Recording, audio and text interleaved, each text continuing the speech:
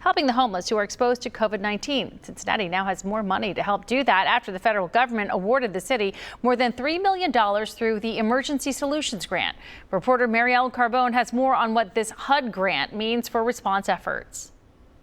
It's still unclear just how much money the city of Cincinnati will get through the Federal CARES Act or any other future stimulus packages, but the city now knows it'll get about $3.5 million to help with emergency homeless shelters, and that's about 3 times more than it expected to get. New funding now going to Cincinnati. This is specific to address the COVID-19 expenses. And it's much more than expected. We thought we were going to get around $680,000, I believe. We actually got $3.5 million. That money is in the form of the Emergency Solutions Grant. It's part of the Federal CARES Act under HUD and can only be used for emergency and transitional shelter purposes. So the ESG dollars, emergency services dollars that we've gotten from the federal government are going to help us keep these families in the hotels and motels and not on the streets. Today, the Budget and Finance Committee voted to allocate $500,000 immediately to keep current services like the OTR Rec Center up and running.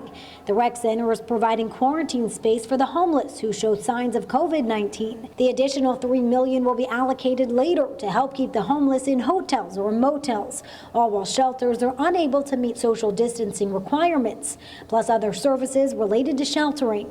We have to look up after the most vulnerable in any situation, people that cannot take care of themselves for whatever reason. And so the federal government has stepped up, and we're trying to make sure that those dollars get to the right place. And earlier this week, Hamilton County said it could expect to get up to $142 million through the Federal CARES Act. The city still waiting to see if it'll receive any of that money from the county.